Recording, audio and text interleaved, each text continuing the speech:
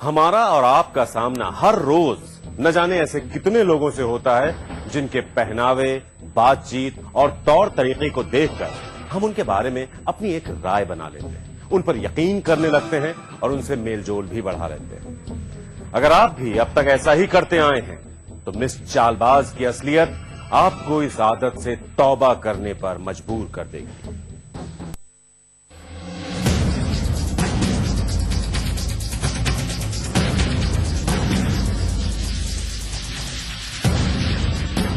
मुंबई का ये पॉश इलाका इस वक्त शातित मुजरिमों के एक गैंग की राडार पर है। गैंग के लोग कार में बैठे हैं और चलती गाड़ी से एक एक कर सड़क के दोनों ओर बने घरों का जायजा ले रहे हैं और गिरोह की सरपरस्ती कर रही है बेफिक्री से गाड़ी चला रही गैंग की बॉस यानी खुद लेडी नटवरलाल। गाड़ी भले ही तेजी से दौड़ रही हो मगर इनके टारगेट के लिए इस गैंग की पैनी नजरों से बच पाना नामुमकिन है। लिहाजा थोड़ी ही देर बाद ये लोग अपना टारगेट तय कर लेते हैं और फिर प्लानिंग के लिए सड़क किनारे गाड़ी रोक देते हैं।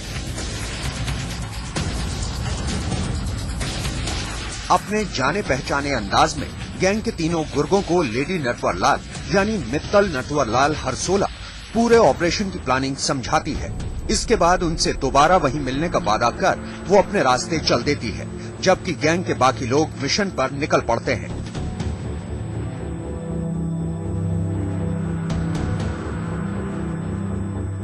बस फिर थोड़ी ही देर बाद नटवरलाल गैंग के ये तीनों गुर्गे एक खाली बंगले के अंदर नजर आते हैं।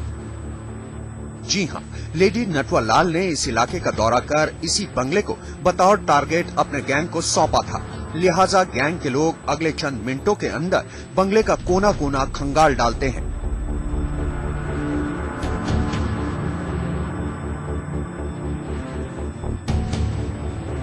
लेडी नटवरलाल का अंदाजा बिल्कुल सटीक था, क्योंकि ये बंगला न सिर्फ खाली था बल्कि इसमें खासी नकदी और कीमती जेवरात भी मौजूद थे।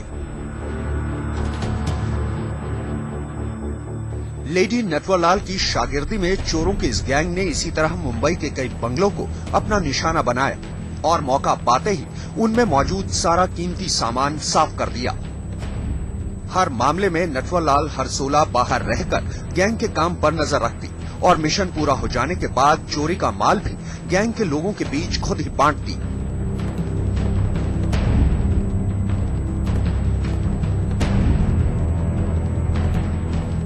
मित्तल नटवरलाल इस कदर शातिर अपराधी है कि वो अपना पूरा काम सफेद पोशी का जामा ओढ़कर अंजाम देती है।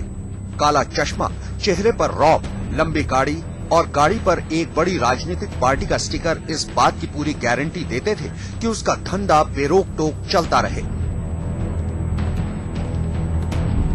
मगर लाखों की चोरी अंजाम दे चुकी लेडी नटवरलाल के इस गैंग को वसई में एक बंगले से स्कूटी चुराना महंगा पड़ गया। स्कूटी का असली मालिक इसे सड़क पर चलता देख पहचान गया और लेडी नटवरलाल की चोरी पकड़ी गई। तो बंगले में इन लोगों ने चोरी किया था और ये चोरी करने के बाद जो एक्टिवा गाड़ी है, टू व्हीलर, वो इस्तेमाल कर रहे थे।